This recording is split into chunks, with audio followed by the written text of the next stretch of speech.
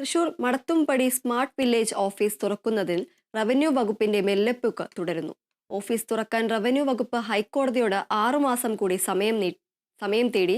ജീവനക്കാരെ നിയമിക്കാൻ ധനസ്ഥിതി ഇല്ലെന്ന സർക്കാർ ഉത്തരവിന്റെ ചുവടുപിടിച്ചാണ് വകുപ്പിന്റെ തുടർ നീക്കം.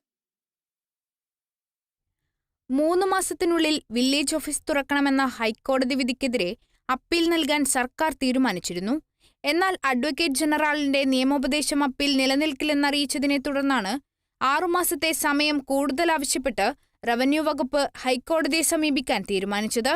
മടത്തുംപടി സ്മാർട്ട് വില്ലേജ് ഓഫീസ് എല്ലാ സൗകര്യങ്ങളോടും കൂടി 3 മാസത്തിനുള്ളിൽ പ്രവർത്തന സജ്ജമാക്കണമെന്നായിരുന്നു ഹൈക്കോടതി വിധി. മാളയിലെ പൊതുപ്രവർത്തകൻ ഷാൻഡി ജോസഫ് തട്ടകത്ത് നൽകിയ ഹർജിയിലാണ് സംസ്ഥാന chief secretary, additional chief secretary എന്നിവരോട് ഉത്തരവ് നടപ്പിലാക്കാൻ കോടതി ആവശ്യപ്പെട്ടത്.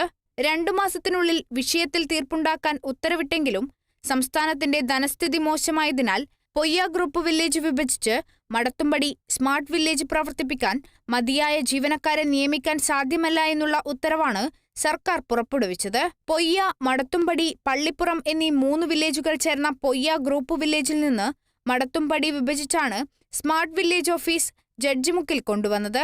44 ലക്ഷം രൂപ ചിലവഴിച്ചാണ് വില്ലേജ് ഓഫീസിന്റെ പണി പൂർത്തീകരിച്ചത്. 4.5 വർഷമായിട്ടും സ്മാർട്ട് വില്ലേജ് ഓഫീസ് സജ്ജമാക്കാത്തത് ജനങ്ങൾക്കിടയിൽ വലിയ തോതിൽ പ്രതിഷേധമുയർത്തിയിട്ടുണ്ട്. Kerala vision news, Thrissur.